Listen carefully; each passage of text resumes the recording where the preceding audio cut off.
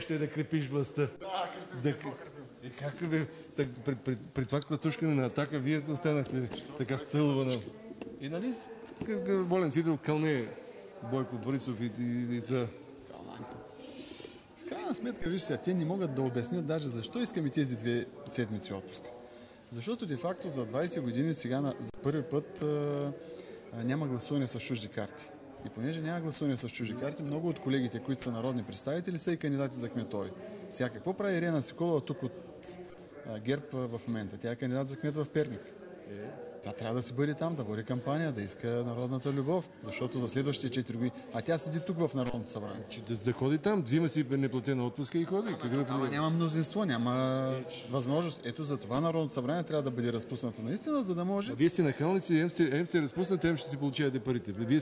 Вие сте сладури от всякъде. Време, в крайна сметка реши Народното събрание, нека да... Решиха да си взимат парите, да си взимате парите. Не, понеже в крайна сметка народният представител трябва да отиде долу по места да участва в кампаниите. Затова да.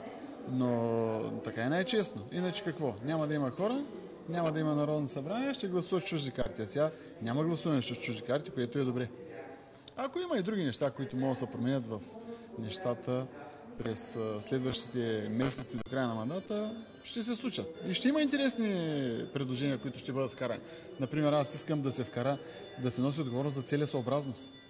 Нещо, което цяла Европа в момента прокламира. Целесъобразност. Не само законосъобразност. Не за законосъобразност, за целесъобразност. Тогава, когато изразходваш определена сума пари, тя да бъде целесъобразна. Защото в момента вие знаете, че много от нещата, които се следват като програма, като бюджет, няма целесъобразност. Спазва се някаква законосъобразност, отдавна престъпленията за белите екички са ясни и затова не трябва да се разглежда само така наречената циганска престъпност, а трябва да се разглежда и престъпността въз основа на целесъобразност на изразходване на средства. Това е много интересно. След това, защо да не въведем и мандат на кметовете? Защо президента да има 2 пъти мандат, 2 мандата да има възможност да кара, кметовете ще могат по 3, по 4. Това е недопустимо. Добре. Много интересни времена ни чакат. Да, каза господин Великов, който напусна Яне. Ех.